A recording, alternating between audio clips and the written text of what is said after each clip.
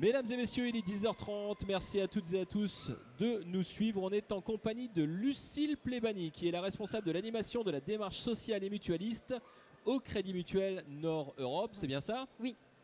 Jusqu'alors, je ne me suis pas trompé.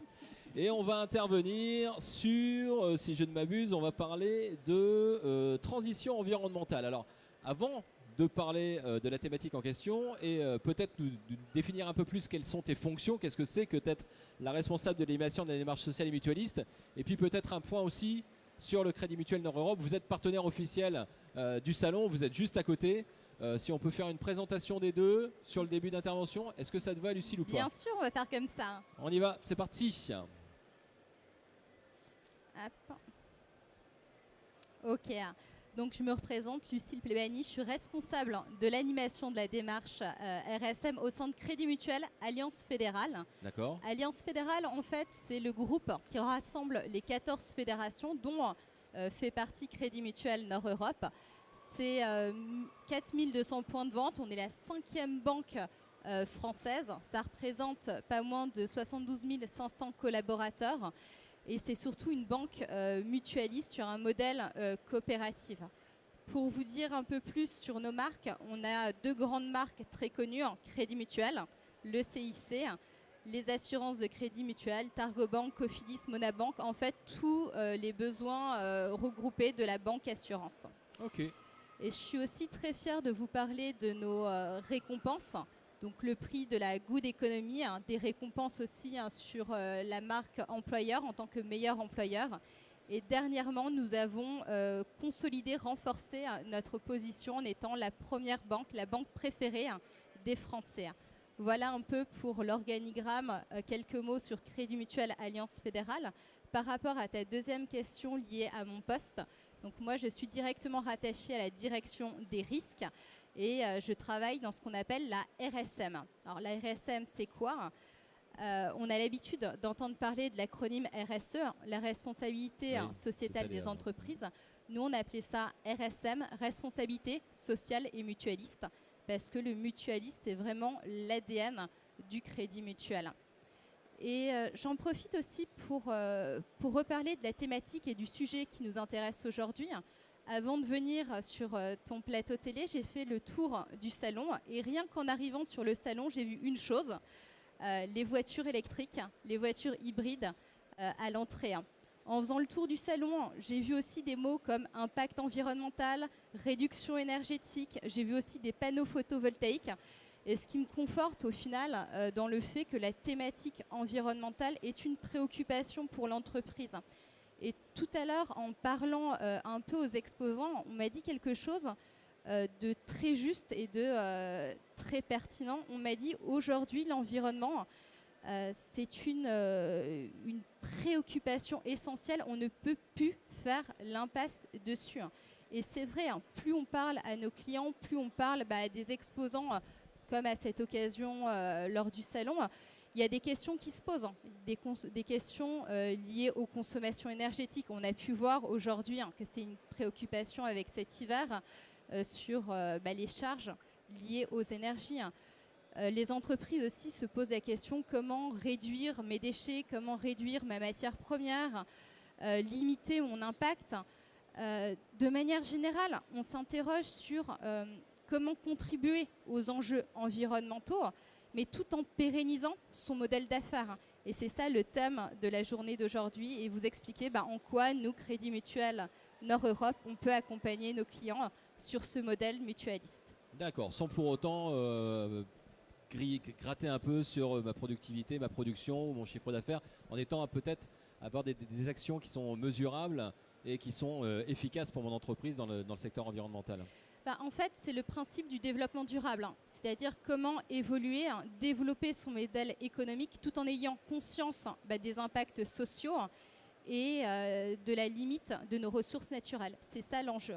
D'accord, et on va le voir peut-être lors de ta présentation, mais justement, ce changement, cette amélioration de l'entreprise sur le secteur environnemental, ça peut aussi ramener du chiffre d'affaires, parfois des contrats et développer le business.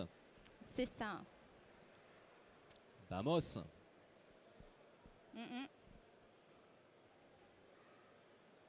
Non, la deuxième. Elle ne veut pas. Ok, on y est.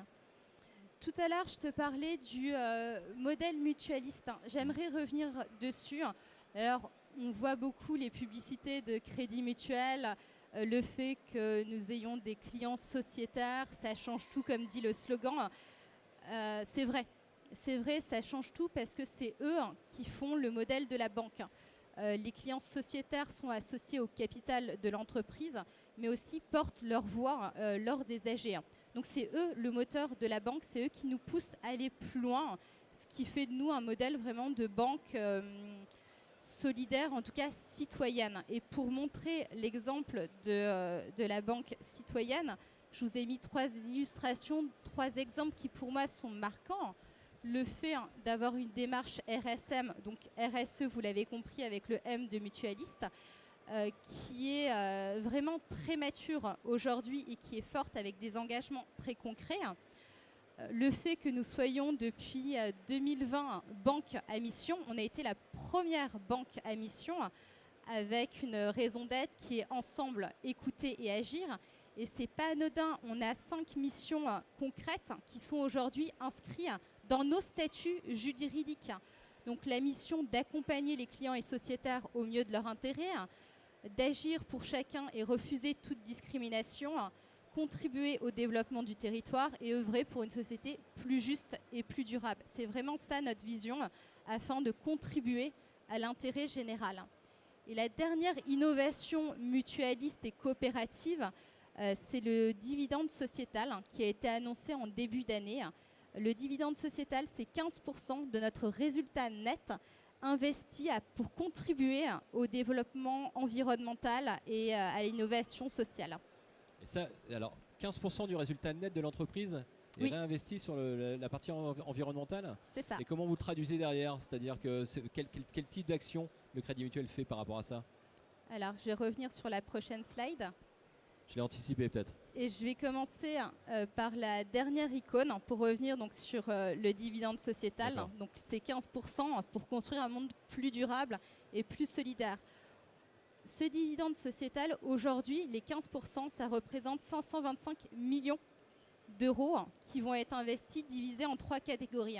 50% ira dans des fonds à impact pour la transition environnementale et solidaire, donc des fonds spécifiques et dédiés.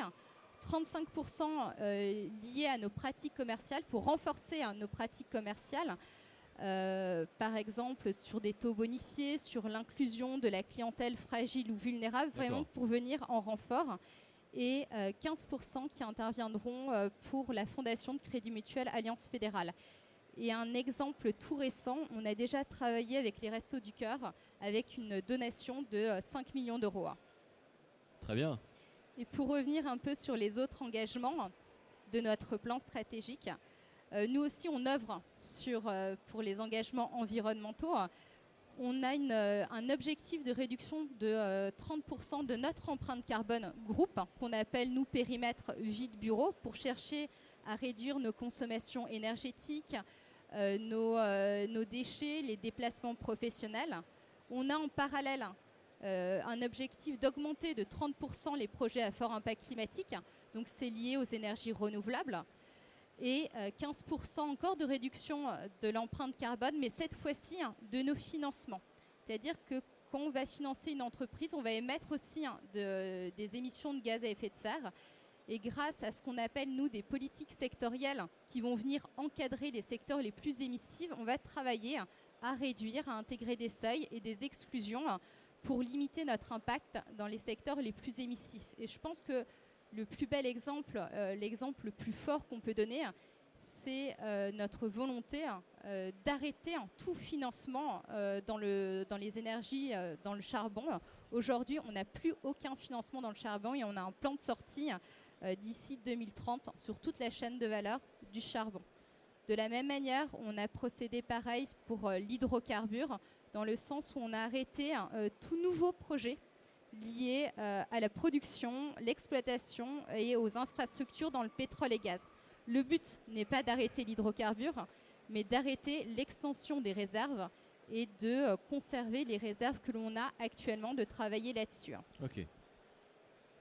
Et ça, ce sont quelques exemples d'engagement sur le climat et sur l'environnement. Parce que prochainement, on a de nouvelles thématiques qui vont être travaillées, notamment liées à la biodiversité. On a déjà annoncé une politique qu'on est en cours de rédaction sur une politique de non-déforestation apportée qu'on travaille aujourd'hui dans les équipes. Tu parlais de 15% du résultat, ça représente à peu près 250 millions, si je me... plus que ça, 520 millions 525 millions. 525, j'avais interverti les deux chiffres. Et ça, depuis combien d'années ça se fait? Alors là, c'est la première année qu'on le met en place. Ça a été annoncé en janvier de cette année. C'est vraiment une innovation du Crédit Mutuel. Parfait, très bien. Aujourd'hui, sur cette thématique, donc on comprend comment vous réinvestissez votre argent sur des sujets très importants de l'environnement. Comment vous accompagnez vos clients par rapport à ça? Est-ce que vous les sensibilisez aussi sur le fait et puis vous leur donnez peut-être des bonnes pratiques qu'ils ne connaissent peut-être pas? Alors, aujourd'hui, j'appuie. Ah, voilà, il est un peu revêche. Aujourd'hui, comme je l'ai dit tout à l'heure, toutes les entreprises commencent à être sensibilisées, commencent à comprendre, en tout cas à se questionner sur ces enjeux environnementaux ou sociaux. Aujourd'hui, tout le monde a compris qu'on a une responsabilité, qu'elle soit individuelle ou collective, à œuvrer sur ces enjeux-là dans cette démarche environnementale. Si on n'y va pas tout de suite, si on ne commence pas à y réfléchir, ça va peut-être déstabiliser l'entreprise. Je m'entends. Il y a des réglementations qui se durcissent, qui sont de plus en plus dures. Pour remettre un peu de contexte, revenons sur les accords de Paris et donc sur ce respect de la limitation de température à 1,5 degré, 2 degrés. Derrière, la France a une stratégie nationale bas carbone. Ça veut dire qu'en 2050, on doit être neutre en carbone.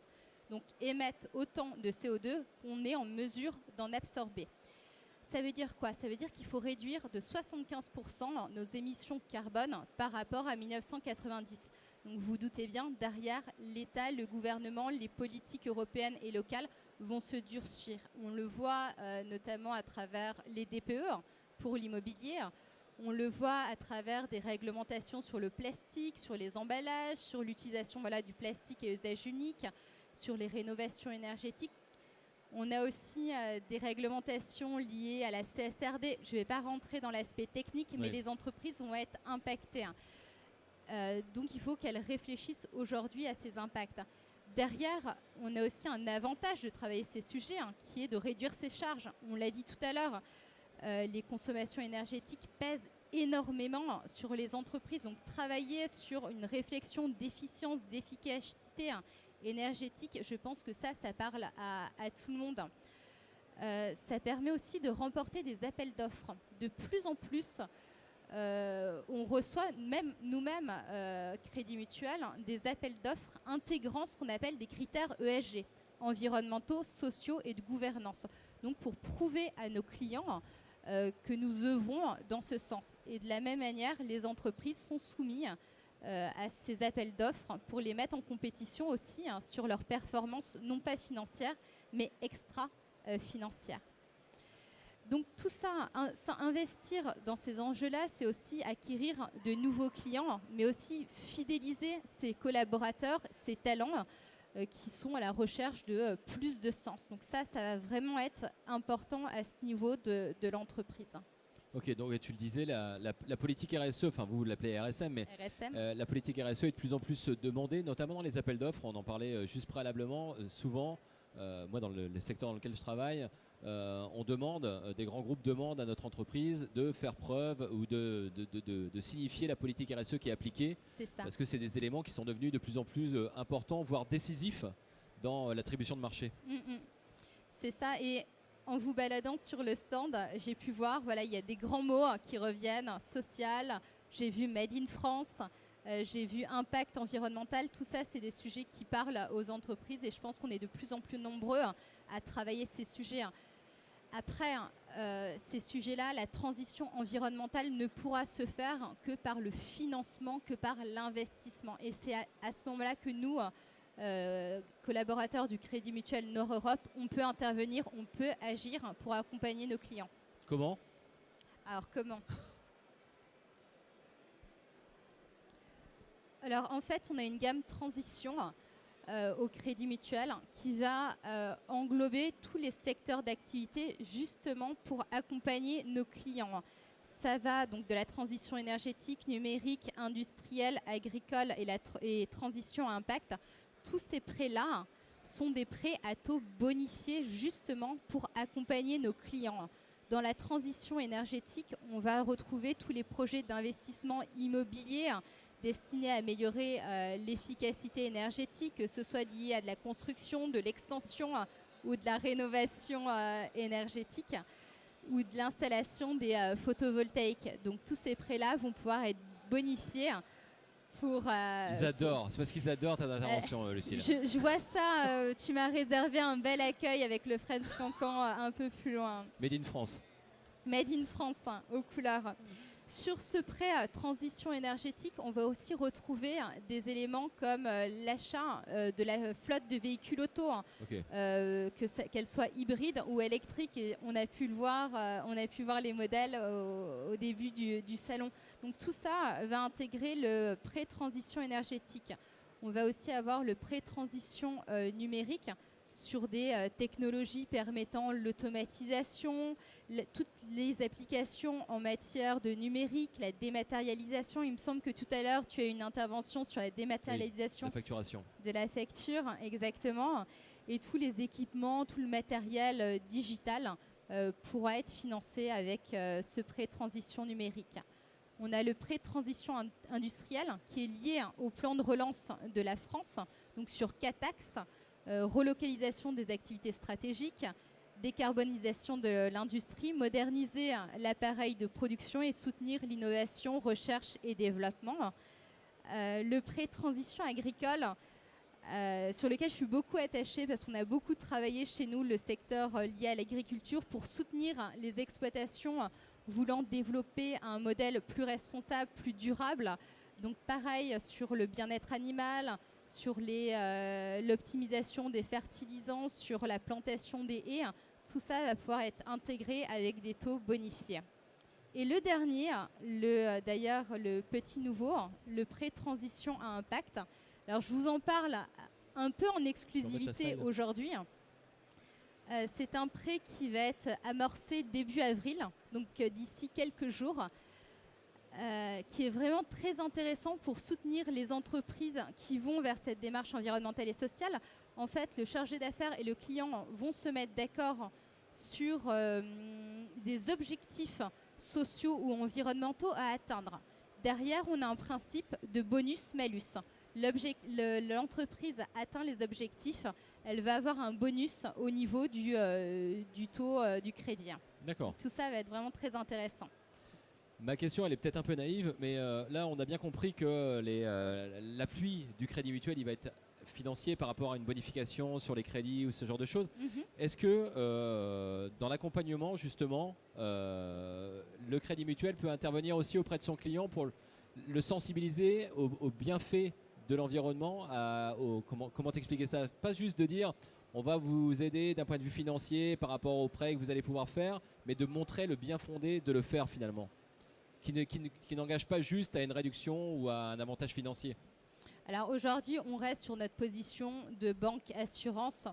On n'est pas dans le conseil, on n'est pas dans l'audit. Par contre, oui, tous nos chargés d'affaires sont sensibilisés à cette démarche-là. D'ailleurs, j'en profite parce que j'ai des collègues qui sont présents sur le stand.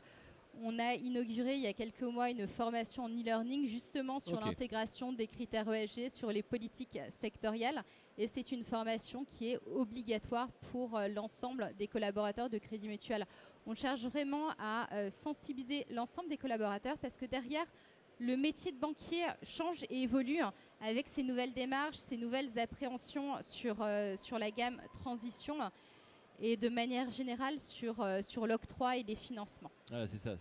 Tu as bien répondu à la question que je me posais, c'était qu'il y a vraiment une démarche différente. Le chargé de clientèle a une démarche différente aussi auprès de son client, avec des valeurs qui sont les vôtres et qui sont mondiales finalement. Pour donner justement un petit exemple, parce qu'on l'a initié dans le secteur de l'agriculture, on a intégré ce qu'on appelle des critères ESG, environnementaux, sociaux et de gouvernance, pour mieux appréhender, pour mieux connaître nos exploitants agricoles, pour savoir comment on peut l'aider, le tout en améliorant la connaissance client. Et ça a vraiment été important pour les chargés d'affaires, pour mieux cerner l'entreprise, mieux cerner la maturité et savoir comment l'accompagner à travers différentes gammes spécifiques pour l'entreprise. Ok, merci. C'est ok pour toi, Lucille? C'est ok pour moi. Est-ce qu'il y a des questions? Parce qu'il y a du monde, donc vous avez obligatoirement des questions. Une fois. Sinon, je choisis quelqu'un pour poser une question. Ça va être beaucoup plus compliqué. Hein. Non, c'est bon, il nous restait un peu de temps, on aurait pu en profiter. 2 minutes. 2 minutes. T'as été vraiment bien. Super. C'est bon pour vous? Tout le monde est ok? Je vous rappelle que vous pouvez retrouver Lucille et puis ses collègues. Ils sont juste derrière. Ils sont partenaires officiels du Salon Business Expo, le Crédit Mutuel Nord-Europe qui est avec nous aujourd'hui. J'ai vu que tu avais fait ton audit quand tu es venu sur le salon. Il y a peut-être encore des clients ou des prospects à aller sensibiliser à l'environnement. Merci beaucoup pour la richesse de ton intervention, Lucille.